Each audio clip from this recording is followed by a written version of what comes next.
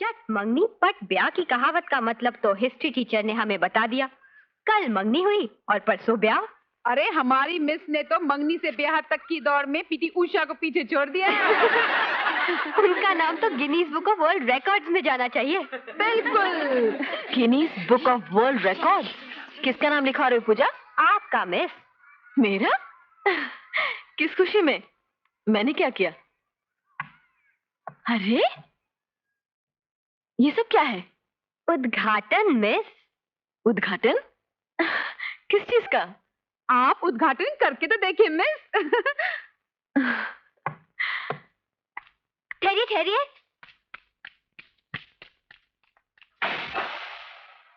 अब श्री गणेश कीजिए।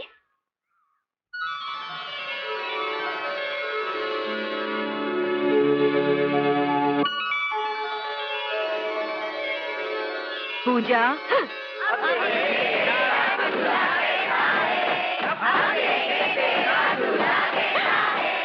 भौमाय नमः। ओम भौमाय नमः स्वाहा। इदं भौमाय नमः। ओम बुद्धवे नमः स्वाहा। इदं बुद्धवे नमः। पास कर दिया आपको, फर्स्ट डिवीजन। बुद्धवे नमः। ओम बेहतर आंटी, बात है दूल्हे में।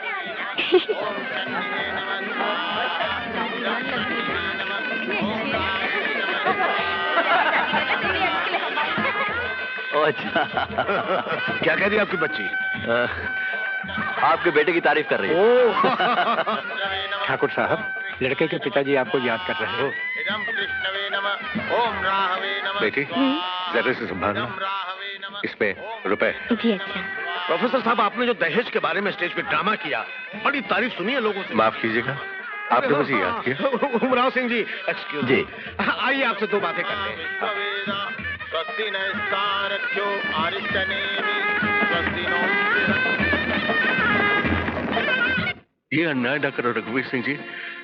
5 लाख कैश और कहां से लाऊं? और वो भी इस वक्त। 6 लाख कैश, 40 तोले सोना, 20 किलो चांदी की बात ठहरी थी। वो तो इस मकान को गिरवी रखकर मैं तुम्हें दे चुका हूं। अब और देने की हिम्मत नहीं है मुझमें। मैं खूब समझता हूं, हम लोग दोस्त हैं, लेकिन मैं भी मजबूर हूं।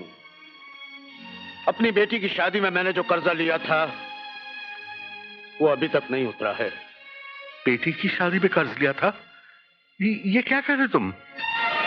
अच्छा, अब मैं झूठा भी हो गया? ये तो नहीं कहा मैंने। तो फिर सच ही सुन लो। तुम मेरे पुराने दोस्त हो, इसलिए कड़वे सच से तुम्हें बचा रहा हूं। मैं दहेज में 5 लाख रुपया और मांगता हूं। मगर तो क्या अपना बेटा मैं तुम्हें मुफ्त में दे दूं? कल घर पे आना, बही खाता देख लेना कि मैंने अपने बेटे की पढ़ाई पे कितना खर्च किया है। तुम मेरे दोस्त हो, इसलिए 50% कम मांग रहा हूं, वरना अपने बेटे पर कम से कम 20 लाख रुपया कैश मांगता। और तुम तो ऐसी बातें कर रहे हो जैसे कि तुम्हें अपनी बेटी ब्यानी नहीं है। अगर नहीं ब्यानी तो मुझसे कहो, मैं अभी फेरे रुकवा देता हूं। रघुवीर सिंह जी, रघुवीर सिंह जी, ठहरो रघुवीर सिंह जी, मैं तुम्हारे हाथ जोड़ता हूं, फेरे मत रुकवाओ, कन्यादान हो जाने दो। बेटी आप रुक क्यों गई? फेरे समाप्त नहीं हुए हैं। जानती हूँ पंडित जी, लेकिन फेरे समाप्त होने से पहले मैं अपने होने वाले पति से 2 बातें करना चाहती हूँ। फेरों के बीच रुक जाना हिंदुस्तानी रिवाज और कल्चर के खिलाफ इरादा। जो कल्चर किसी मनुष्य के आत्मसम्मान, उसकी सेल्फ रिस्पेक्ट की हिफाजत न कर सकता हो, वो कल्चर किस काम का? आप अपने पिताजी से कहिए कि वो मेरे पिताजी की पगड़ी अपने कदमों से उठाकर उनके सर पर रख दें। सुनो राधा, मेरे और तुम्हारे पिता के बीच जो वहां हो रहा है उसे वहां होने दो। मेरे तुम्हारे बीच जो यहां हो रहा है इसे मत रोको। वहां भी अपमान हो रहा है और यहां भी अपमान ही हो रहा है। बेटियां बाप की पगड़ी में लिपटी होती हैं, पगड़ी उतर जाए तो वो नंगी हो जाती हैं। इसलिए जाकर अपने पिताजी से कहिए कि जो पगड़ी उनके कदमों में है वो आपकी भी इज्जत है और उनकी भी। अपने बड़ों की बात काटना मुझे नहीं सिखाया गया। अगर आप मेरे पिताजी की इज्जत नहीं कर सकते हैं तो आपके घर में मुझे क्या इज्जत मिलेगी? मैं आपसे प्रार्थना करती हूँ, आप अपने पिताजी से कहिए कि वो मेरे पिताजी की पगड़ी उठाकर वापस उनके सर पर रख दें। और अगर ना कहूं तो? इस गठबंधन में एक चादर मेरी भी है। मैं इस गठबंधन को हवन कुंड की इस पवित्र अग्नि में जला दूंगी, जिसके फेरे लेकर आप मेरी इज्जत करने और रक्षा करने की झूठी शपथ खा रहे थे। मैंने कहा ना, मैं अपने पिताजी की कोई बात नहीं काट सकता। पंडित जी, शादी के मंत्र पढ़िए। नहीं पंडित जी,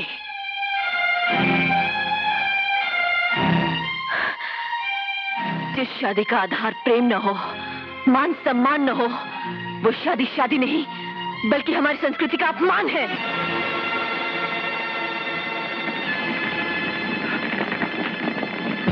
देखा तुमने? अरे हम तो बच गए, वरना ये लड़की मेरा बना बनाया घर जला के खाक कर देती।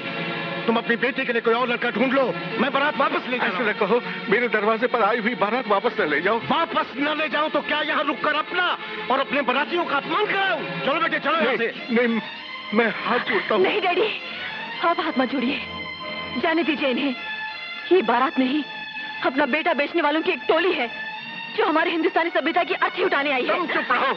अपनी बेटी को हिंदुस्तानी बहू होने की तहजीब सिखाओ उमराव, वरना इस घर में जो भी बारात आएगी इसी तरह वापस लौट जाएगी। हट जाओ, चलो बेटे, चलो यहाँ से, चलो। रघुवीर, रघुवीर, रुक जाओ भाई, मेरे दोस्तों, मैं कहाँ हो जाऊंगा। रघुवीर, रुक जाओ रघुवीर, मैं हाथ जोड़ता हूँ। हट जाओ उमराव। सुनो रघुवीर, बैठो बेटे। रघुवीर, रुक जाओ बेटे, रुक जाओ। रघुवीर, मुझे कुछ नहीं सुनना। मैं हाथ जोड़ता हूँ। ड्राइवर, गाड़ी चलाओ। रघुवीर, मैं तबाह हो जाऊंगा। ठीक, घर से बारात लौट गई। अरे बाप का तो मुंह काला हो गया।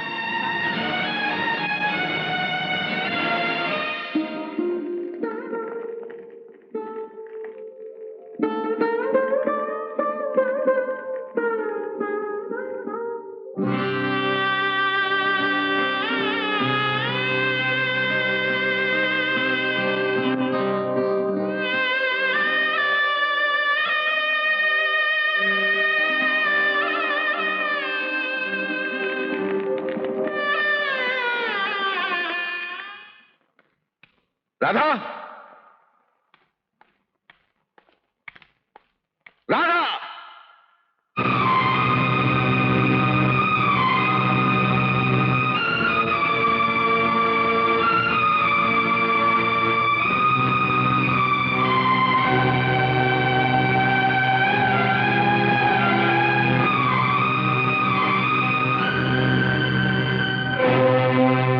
डैडी, आपकी पगड़ी।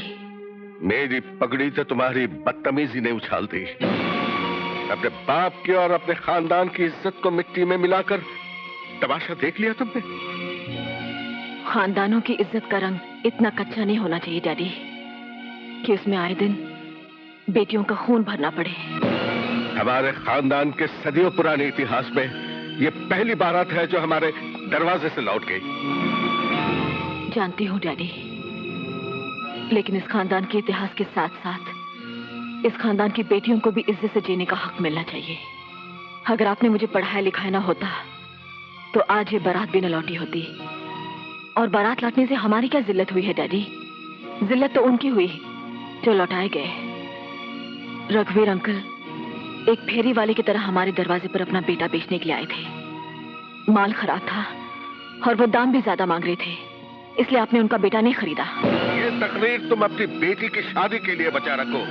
हमारे दरवाजे से हमारी बेटी की बारात लौटी है। नहीं डैडी, जो बारात लौटी है वो मेरी थी और मैं आपके घर में खूंटे से बंधी हुई कोई गैया नहीं हूँ कि आपने रस्सी खोलकर जिसके हाथ में थमा दिया मैं उसके साथ चल दूं। मैं उस आदमी के साथ शादी कभी नहीं कर सकती थी जो चुपचाप खड़ा मेरे पिताजी की जिल्लत का तमाशा देखता रहा। डैडी, मैं आपकी झुकी हुई गर्दन नहीं देख सकती थी। हमारी गर्दन तो उसी दिन झुक जाती है जब कोई बेटी जन्म लेती है। बेटी तो बाप की झुकी हुई गर्दन का एक और नाम है।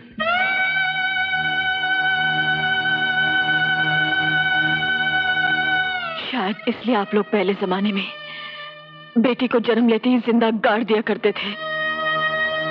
मतलब यह कि आपने मुझे जो प्यार दिया वो प्यार नहीं, दिखावा था।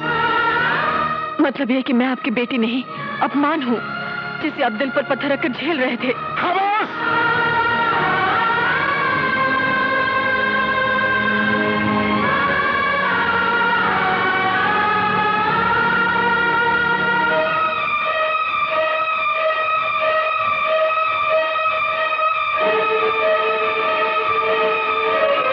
तुमने अपने दिल की बात कह ली ना। अब मैं अपने दिल की बात करूंगा। राधा, राधा, अंकल का मूड मुझे अच्छा नहीं लगा। तुम उनके पास जाओ। क्या कहने जाऊं कि आप हाथ पांव जोड़कर बारात वापस ले आइए। मैं शादी के लिए तैयार हूँ। ये बहस का वक्त नहीं है राधा, तुम उनके पास जाओ, कुछ भी हो सकता है, प्लीज।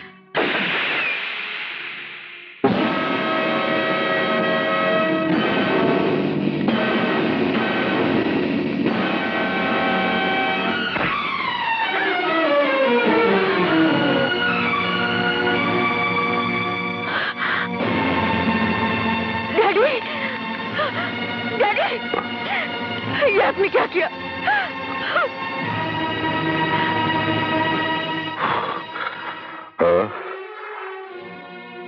और कोई रास्ता नहीं था।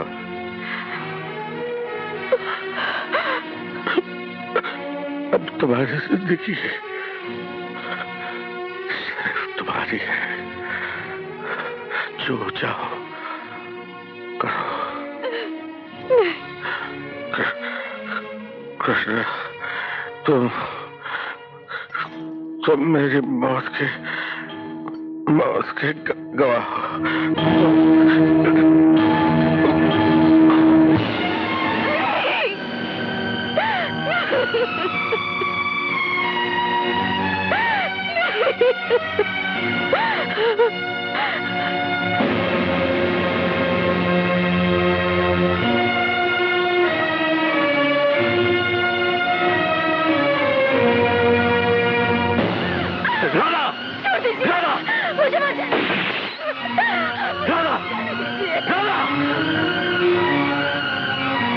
तुम्हारा मर जाना इस समस्या का समाधान नहीं, इस सवाल का हल नहीं। छोड़ दीजिए मुझे, मैंने अपने डैडी का कत्ल किया है।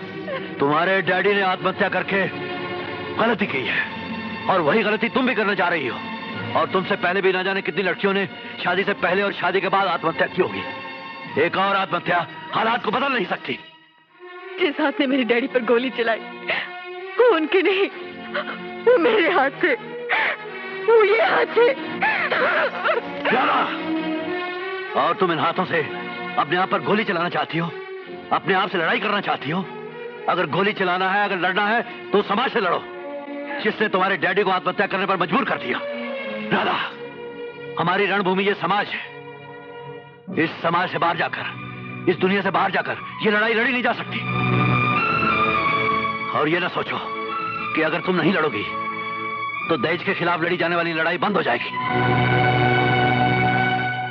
ठीक है, अगर तुम मरना ही चाहती हो तो ये लो रिवॉल्वर और खत्म कर लो अपने आप को।